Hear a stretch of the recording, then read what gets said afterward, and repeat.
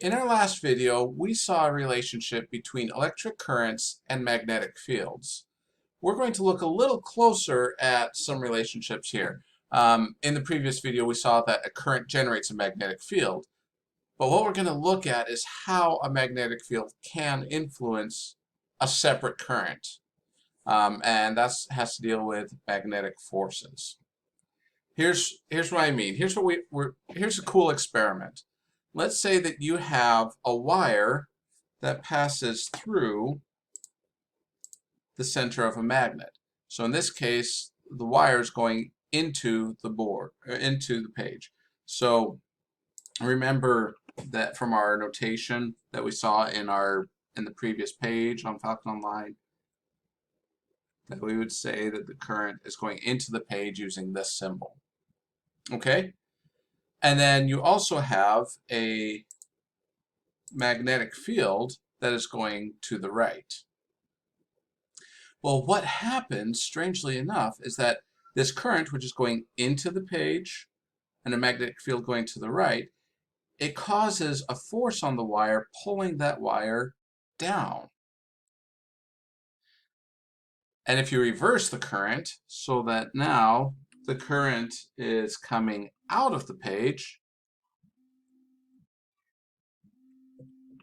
if the current is coming out of the page, then the force reverses. So now you have same magnetic field going to the right, current coming out of the board, the force is going up.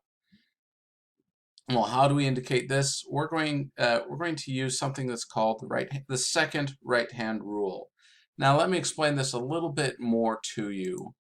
I'm going to show my picture because then it's a little bit easier to see it this way.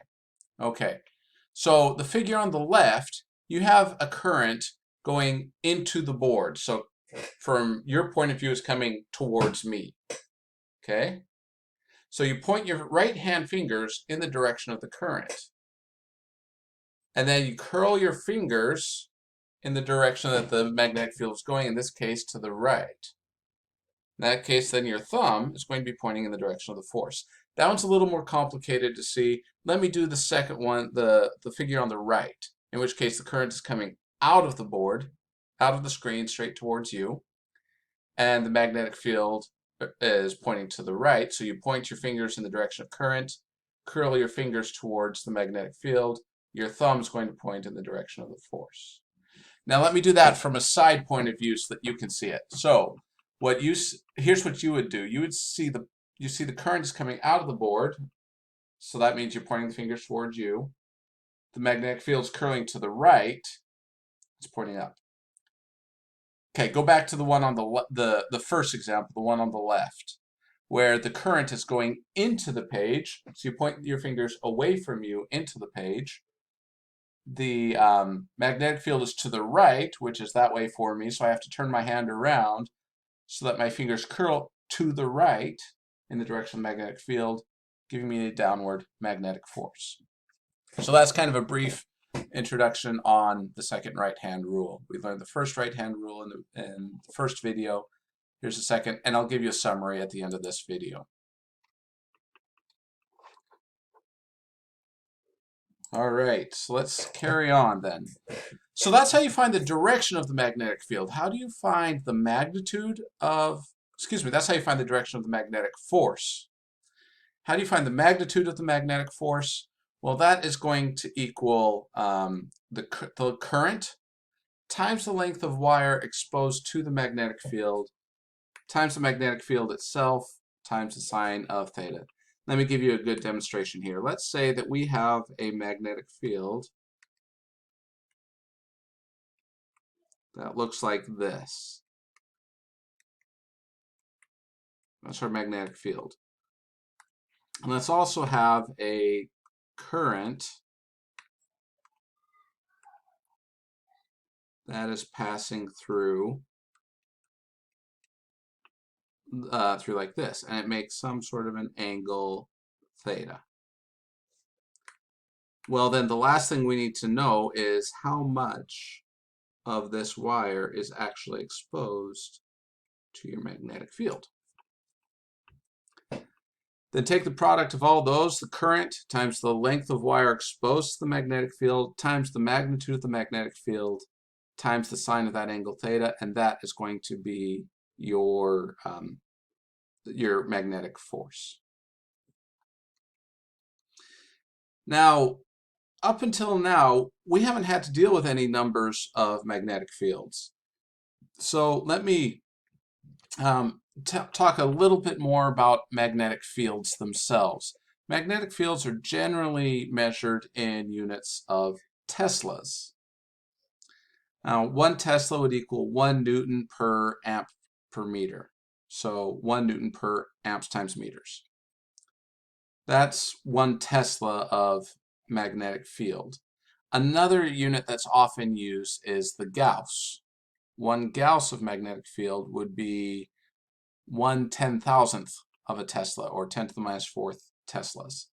Now, the reason we do this is because often our magnetic fields are actually on the order of Gausses. For example, the Earth's magnetic field is somewhere on the order of 10 to the minus 5th, 10 to the minus 4th Teslas. So that would be 0.1 to 1 Gauss. So it's just another handy unit. For the most part, we will be using Teslas in this course. All right, so we saw in this slide that if there's a current, in both of these slides, that if there's a current that passes through a magnetic field, it creates a magnetic force. Well, a current is nothing more than an electric charge in motion. And so, let me do this here. Remember that current is nothing more than a flow of charge. But if I rearrange this slightly, then I get that my charge that is flowing. Oh, I said, sorry, that should have been per unit time, charge per time. There we go. I'm going to rearrange this now. So it looks like this. Well, you have L over T, length over time, or distance over time. What does that sound like? That is a velocity. And so that's talking about the net flow of charge. But what if we want to look at one individual charge? Well, then we just use a little q instead. And sure enough, it's true that the magnetic force on just a single moving charge would be q times v, the velocity of the charge, times the strength of the magnetic field, times the sine of the angle between them. And again, use the exact same right-hand rule for this. Okay. In the next video, I will do some more examples of calculating these. But for now, I wanted to do a little more practice with the right-hand rule. So let me turn on my video again so that you can see me. Here we go. This first example in A, well, what's the angle between V and B? Well, that is a full, sorry, get my pen here. That doesn't want to work. There we go. That's 180 degrees. Sine of 180 degrees is equal to 0. So there is no magnetic force in this case. All right, so let me go ahead and write that in here. All right, so that's an important point. Let's do these others, going from B, do B, C, D, E, and F.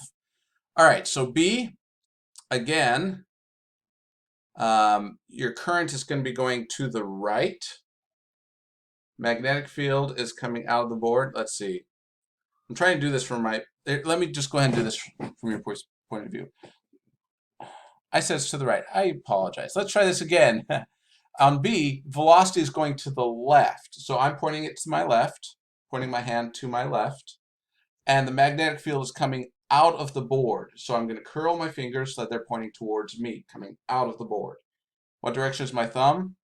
It's up, which means that here we have an upward magnetic force.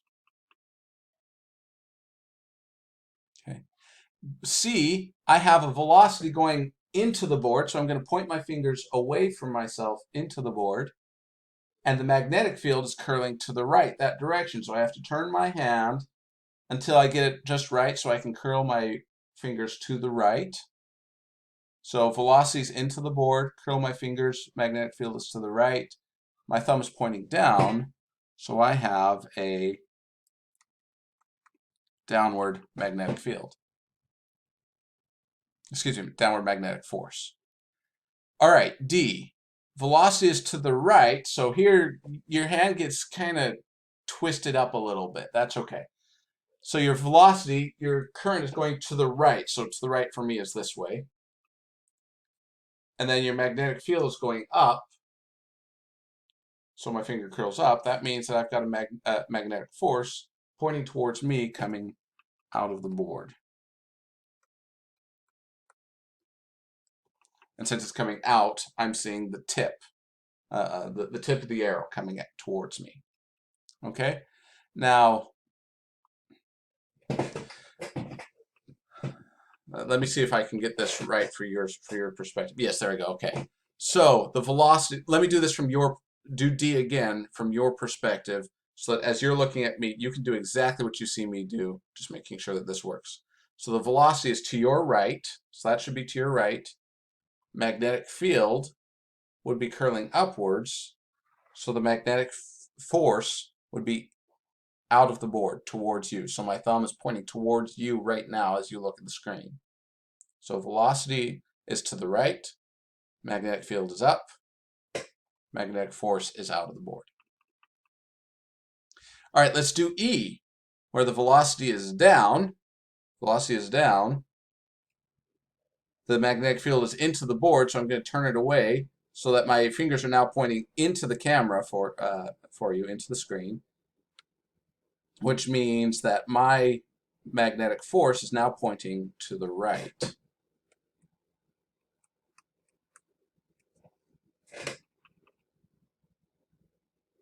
Okay, and last but not least, F, you have the velocity coming out of the board, so I'm pointing towards you because it's coming towards you. Magnetic field is down, and so I curl my fingers downward. My thumb has to be pointing to the right. So there's some practice with the right hand rule.